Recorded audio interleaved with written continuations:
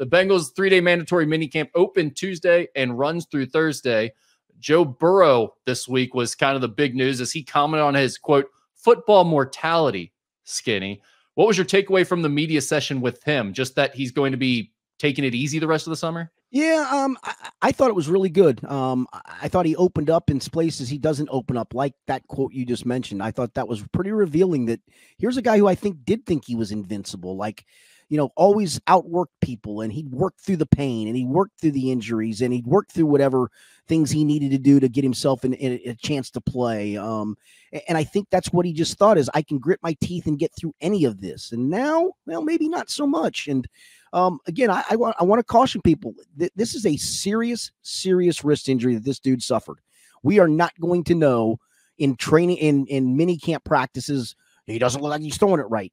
Then he's not ripping it at the moment. Even if he was throwing it with some crazy velocity, I still wouldn't even know.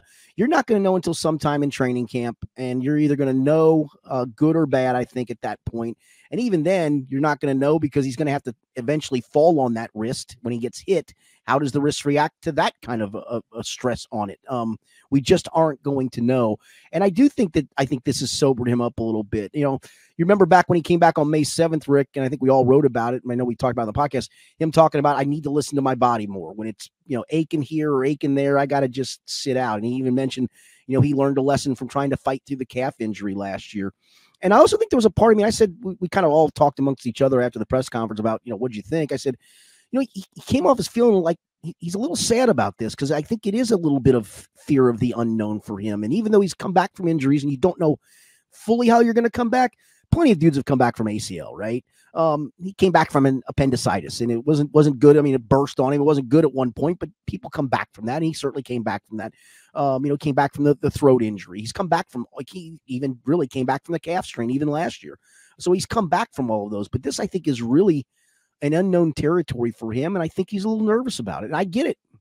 The one thing I think everybody kind of finds out when they hit a certain level of fame or prominence in their career or whatever is that you don't necessarily get to control the narrative around you, but that narrative that's out there can become real at times. And Joe Burrow has heard nothing but, well, he's heard a lot of positives about him, obviously, since he started his career, and people are still talking about him as one of the best quarterbacks in the NFL. But since that he went down with that injury last year, there's all of a sudden been a whole nother group of media people and hot takers out there who are constantly putting out the narrative of, is Joe Burrow injury prone? Is he never, is he going to be a guy who can never get back to taking his team to a Super Bowl like he did in his first couple of years? There's all those types of narratives out there all of a sudden. And I think, sitting out, getting bored, not a lot to do as you're rehabbing it probably starts to weigh on your mind to some extent. And you start realizing and there's some real sentiment out there that people feel like I'm never going to be the same, or if I'm get hurt again, even if I'm doing all the right things and I'm showing how tough I am and how well I recovered from the previous injury, if I get hurt again, it's going to be a negative. It's going to be used against me. No one's going to look at how tough I was to get back and play through that injury. And I think that's starting to become real to him, and he's starting to think about it more. It's either that or Joe Burrow is just, he's so ahead of all of us from a maturity standpoint and where his mind is at, that he's like, you know what? You guys need these quotes. You guys need to hear this for your own sake because you're going to keep annoying us about it. So I'm just going to give you what you need. It's one of the two. I'm not entirely sure which it is. I feel like it's the former, but I'm not entirely convinced it's not the latter too. I did like him sharing that he's learning to play the piano off of YouTube videos. Did that not feel a little intentional too? Another reporter after the press conference, I guess, ran into him real quick and asked him a quick question about it and shared it with us, that I guess the piano playing is part of the rehab process. So he's using that as part of the rehab for it. But I did like that he said he knows he knows a couple songs. You know what? We all know a couple songs on the piano, right? We all can play chopsticks. And we all can play hot cross buns. We can play both. We all he's down there with one finger doing three blind mice. Yeah, exactly. Right. You start playing some Billy Joel piano riff for me, Joe, then I'm going to believe you've learned to play the piano. Yeah. I mean, he's not a big social media guy, but we're going to need a real social media video playing something legit before we're going to believe this piano thing. But I thought for sure, when he said the piano bit, I was like, this has to be him just being like, yeah, the wrist is fine. The dexterity is there. I'm able to full use of everything. It almost felt like he was, talking to the fans directly when he said that. Another big piece of information surrounding the Bengals this week was Trent Brown showing up for voluntary OTAs. He didn't show up for voluntary ACE. He did show up for mandatory minicamp on Tuesday, and he also offered an explanation for his previous absence from the OTA, saying he had family emergencies that forced him to stay back. And then he also mentioned that he had zoomed in for the meetings that the team had during that time that he missed. What do you think everything's good with Trent Brown? I do, and I say this because he had scheduled an interview with our television station at Local 12 during that one of the voluntary period weeks, and he had to cancel. And I'm guessing family emergency is going to force you to cancel. Then it obviously forced him to miss some time. I got to tell you, man, he is immense. He's listed at 380. I mean, that's his official listed weight at 380. I'm not sure I'm buying that. I'm buying $4 bills-ish. What's the difference at that point? You're right. No, exactly. And I did like the package that they put in. It's a 2 right tackle package. I guess one of those is the extra tight end with him and Amarius Mims lined up side by side. I know some people talked about him repping at guard. That was actually him as a tackle with an extra tackle out there, an extra tackle eligible. Can you imagine on a 3rd and 1 running right behind those two dudes?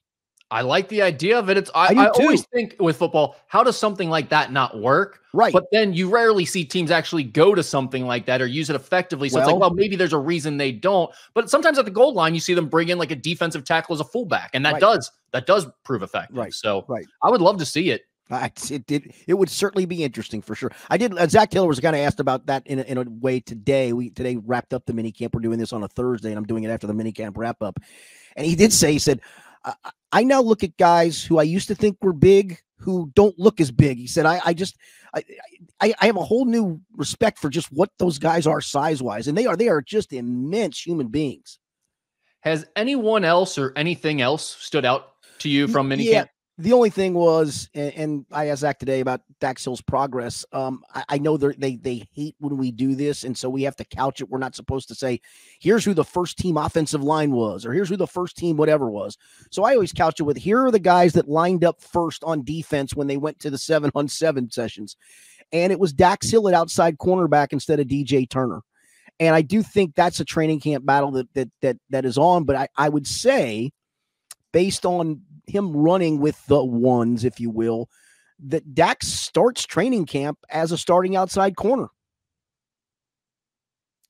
What is your thought about that? I mean, what's the takeaway there? Well, I mean, he talked in glowing terms about the progress he's made, how good he's looked out there. And, I've had some people suggest to me, well, boy, the Bengals really screwed up by trying to move him to safety. I don't think they did. They had a plan. And, the first year he didn't get a chance to play there much because the two safeties, God love them, Jesse Bates, Von Bell, were extraordinarily durable and never came off the field. And then last year, I think he was really hampered by the fact that Von Bell leaving left them in a lurch to where they had to go get Nick Scott, not familiar with the system, didn't play very well. And then when it wasn't him, it was safety. It was rookie Jordan Battle playing the other safety spot, and he's just a rookie. And suddenly you got two guys back there going, what are we supposed to do? I don't know. What are we supposed to, and so I think it really hurt him. And maybe now settle him in at this spot, and he's a full-time outside corner the rest of his career, perhaps.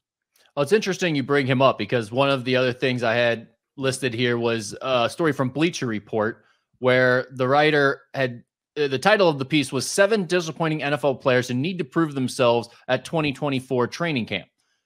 Out of the 7 players he chose, one of them was Dax Hill from the Bengals. And the write-up said, on one hand, Hill was disappointing last season. On the other, the move to cornerback isn't a death knell for his career. He spent the majority of his snaps in his final season at Michigan in the slot. That's a role that Mike Hilton has traditionally played, but Hill could establish himself as the slot defender of the future if he's able to put together a strong camp. I mean, it's interesting coupling that with what you just said about him looking good and kind of being, quote unquote, the first guy out there in that cornerback position. Do you think he's on the hot seat, or do you think he's good? No, I think the position of last resort for him, if this doesn't work out on the outside, is them grooming him to replace Mike Hilton in the slot. I actually thought that's kind of was going to be the thing for this year. And I did think they were going to go get a veteran. I still think that's on the table to go get a veteran for depth.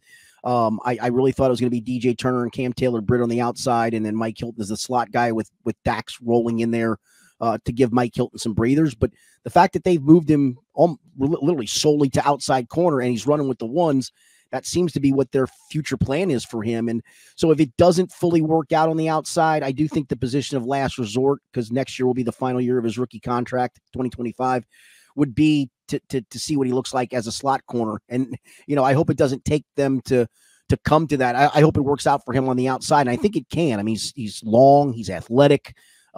He's played corner. He's played it obviously inside and not outside.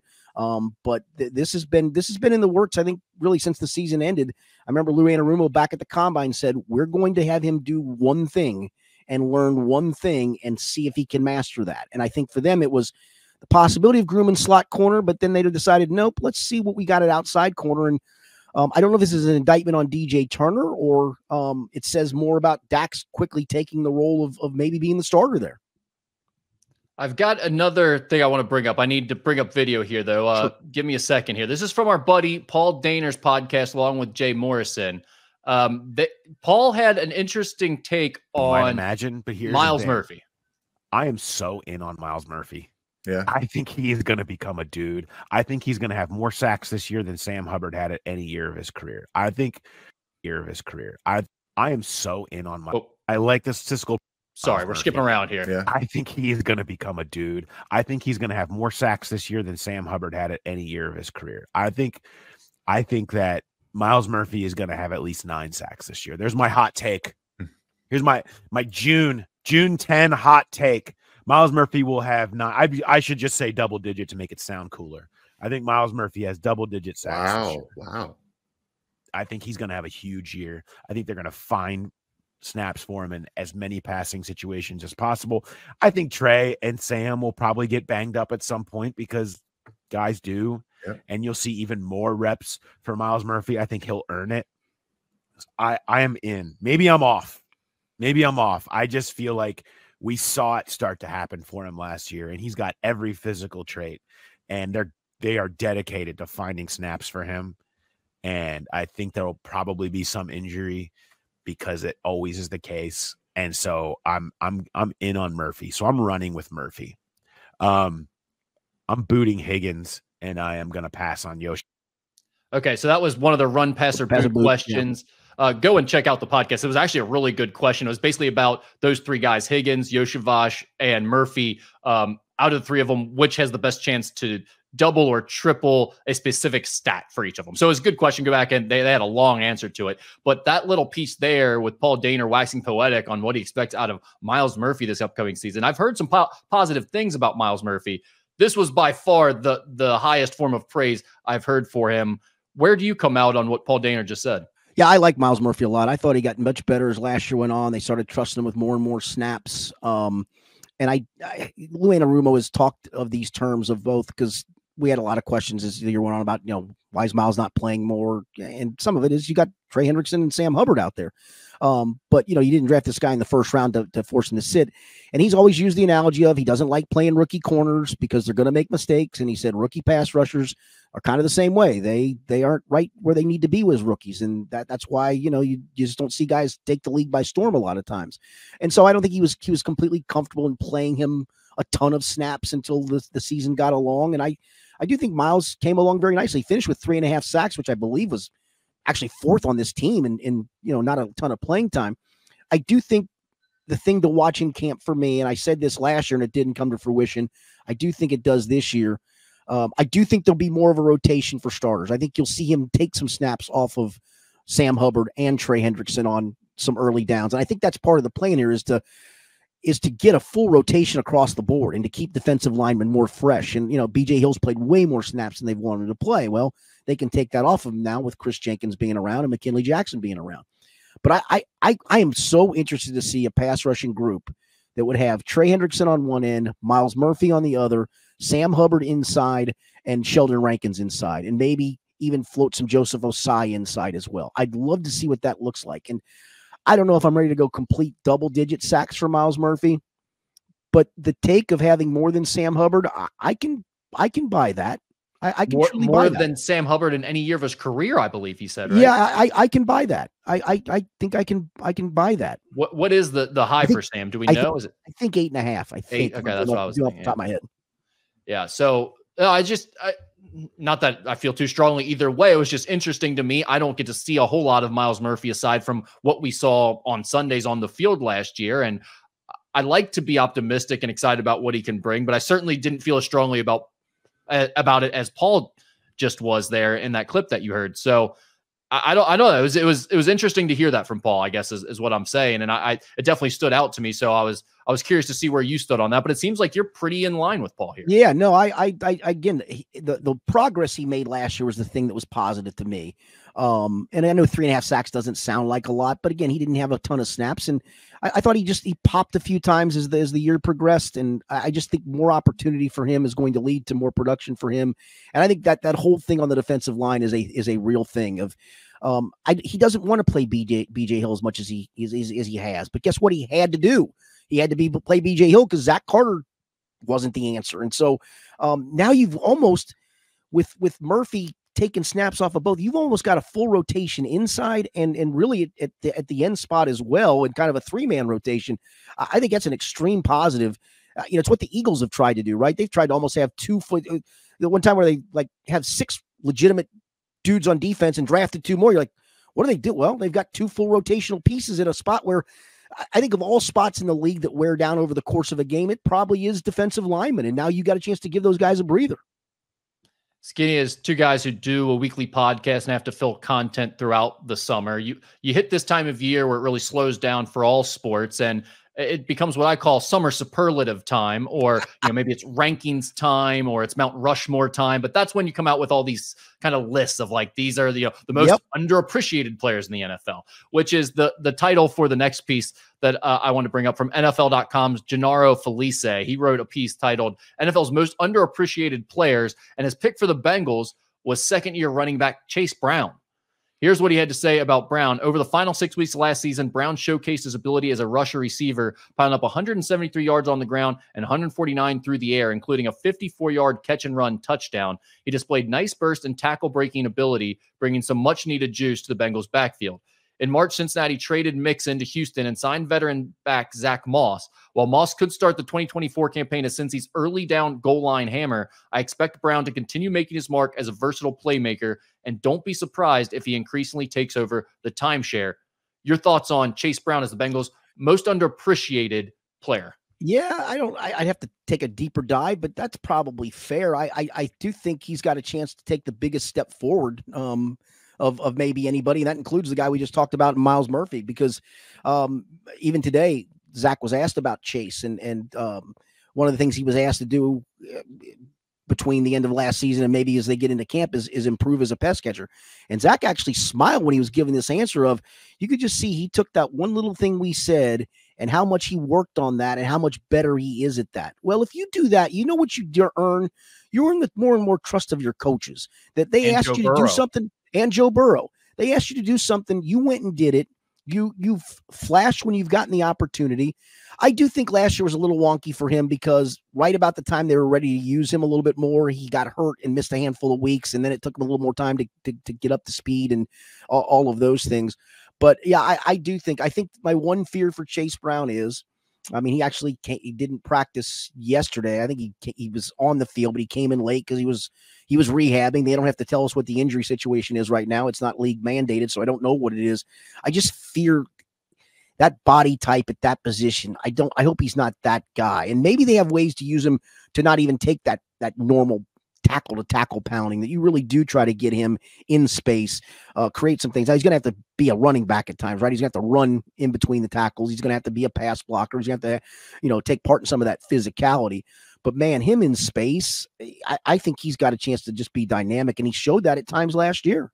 Yeah, he seems like a weapon. He was fun to watch when he got the opportunities last year. And to be clear, I understand how silly most of these lists and these write-ups are when I'm looking through them. But when you're looking for something to talk about this time of year, I like to see people come up with these claims and then pose it to a guy like you who's actually in the locker room and seeing these guys every day. It's like, is this completely out in left field, or is this something that seems somewhat reasonable? So that's the reason I usually bring these types of things up when we're doing the show. And, Chase Brown is one that I'm looking forward to watching this year. I would say he and Myles Murphy are probably top of the list for guys that you really want to see this year.